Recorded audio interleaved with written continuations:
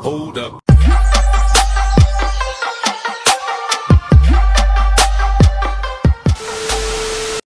So, ayun, good morning guys. Ngayong araw dumating yung in-order natin sa Shopee na action cam. Nabili ko siya ng worth 1.2 sa Shopee. Ano siya, yung Supremo 4K pero OEM. Starter pack lang naman siya. O, tignan natin kung okay ba itong gamitin.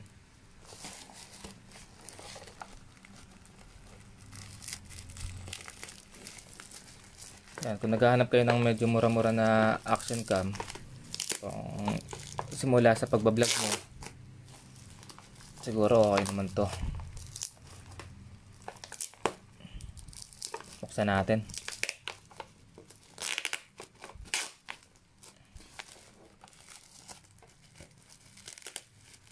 Binili ko siya hindi dahil sa ito yung gagamitin ko na talaga para sa pagmamotovlog.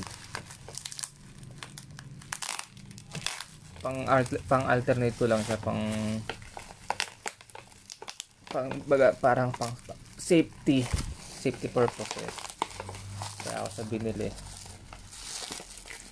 Kasi medyo kapos pa tayo sa budget nga para makabili ng mamahaling camera tulad ng mga GoPro. Alam naman natin na ang GoPro maabot ng nasa 20k pataas. So tingnan natin kung ano itsura nito.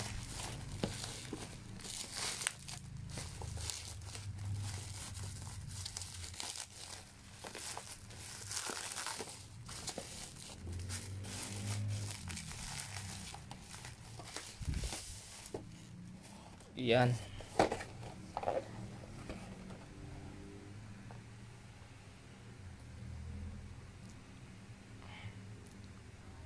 Sports camera.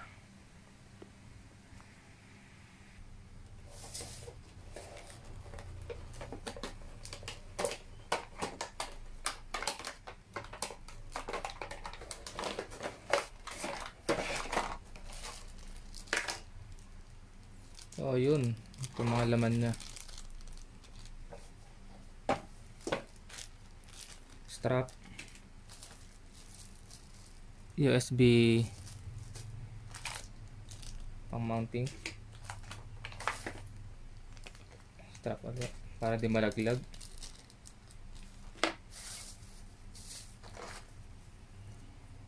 .3M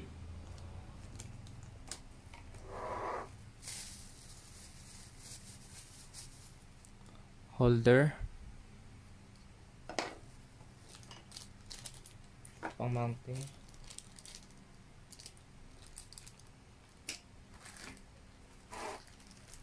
madami siyang kasama pang mount. Tatlo. Ito yung para sa handlebar ng bike natin o motor. 2 battery.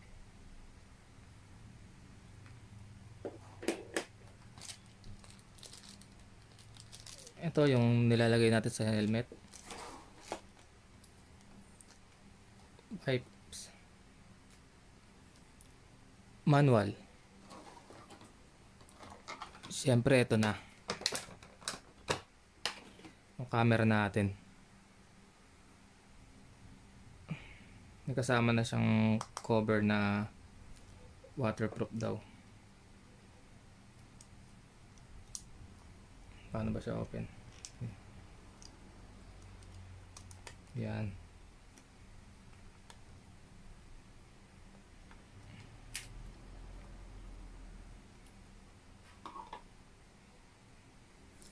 Ito yung camera. Supremo 4K pero hindi talaga siya original ng Supremo. OEM lang siya. Yan, may cover pa oh. Cover din yung lens. Tanggalin muna natin yung cover ng lens.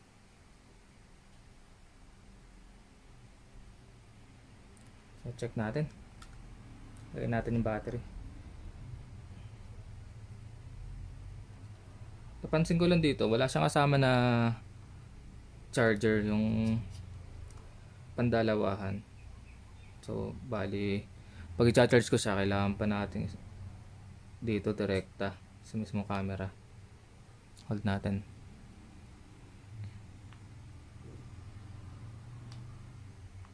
Ayun, go-open na.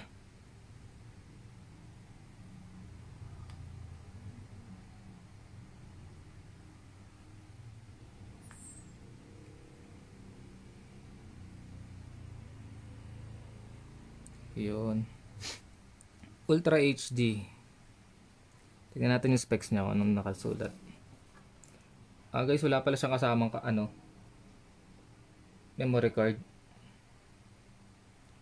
So ang specs niya, ayan, hardware specification, waterproof shell, waterproof depth, viewing angle niya 170.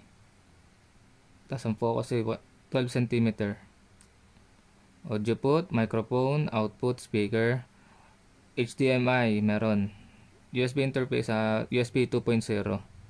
Storage niya, yun, kailangan natin ng micro SD. Ang LCD niya 2.0.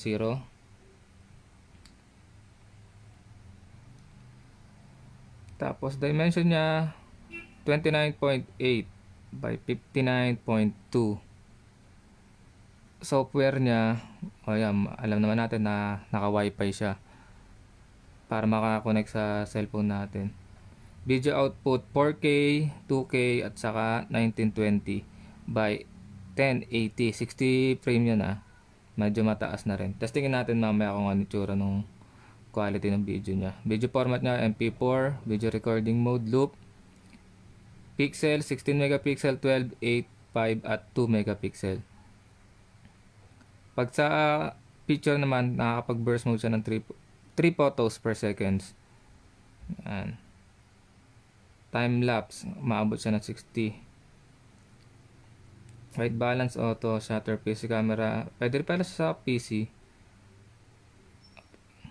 Gumagana sa Windows XP, Vista, Windows 7, saka sa macOS. Okay. So ngayon, tignan natin.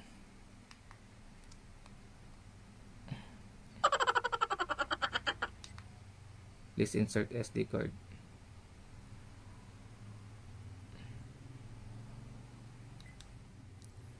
Ayun guys, nakakuha na ako ng SD card. Gagamitin ko SD card ay 32 gig. Yan, 32 gig.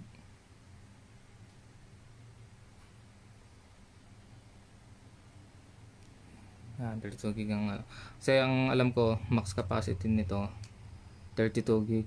Pagka medyo mataas na, bumabagal na ata siya.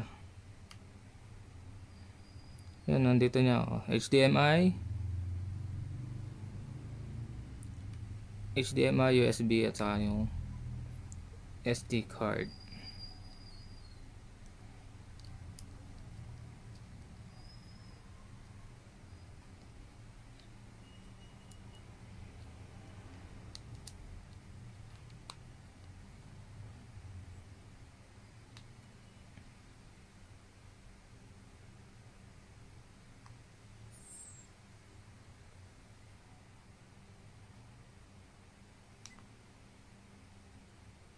Start video na yan.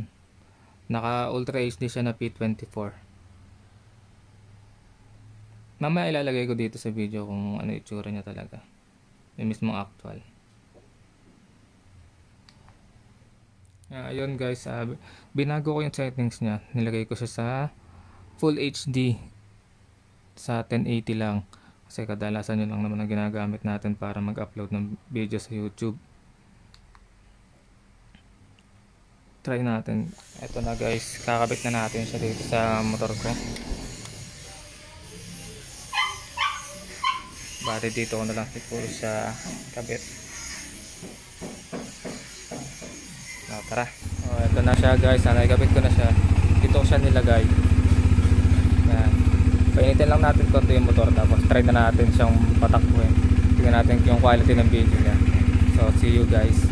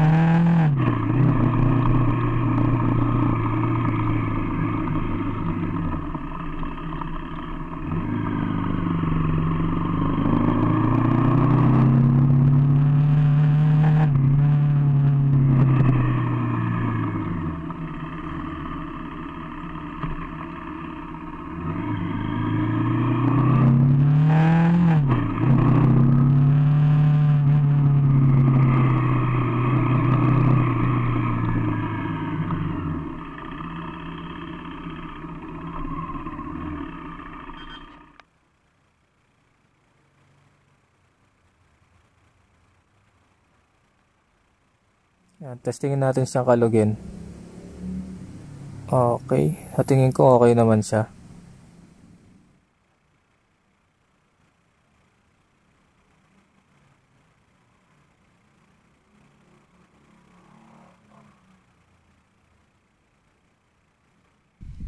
Ayun na nga guys, tinesting na natin siya. Ngayon kukunin natin yung video na na-record natin sa kanya gamit yung cellphone, para nga pala makakuha natin yung laman niya na video. Kailangan natin download itong OkCam Plus. Yan, search nyo lang yan sa sa Play Store, lalabas yan para ma-open nyo yung mga files niya sa loob. Yun na nga, pinindot ko yung wifi setting nung ating Supremo, tapos search nyo lang siya sa wifi. Yan, tapos makikita nyo sa action cam nyo yung password ng wifi niya para makakonect kayo.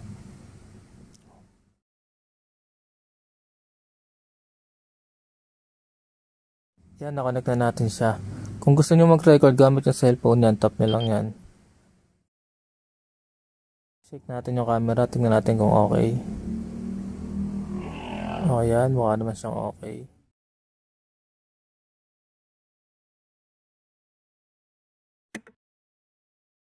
Kinlik nyo sa gilid, makikita nyo lahat ng settings ng camera. Pwede nyo siyang i-set up dyan.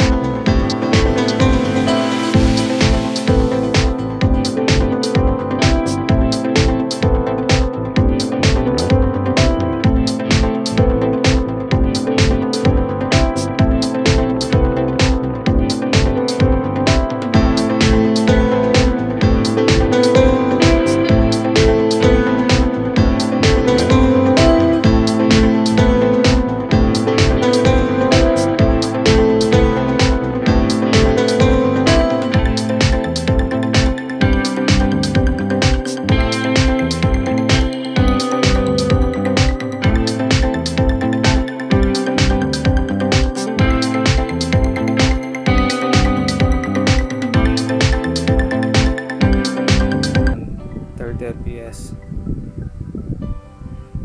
Mas maliwanag siya sa tingin ko yung 30 FPS.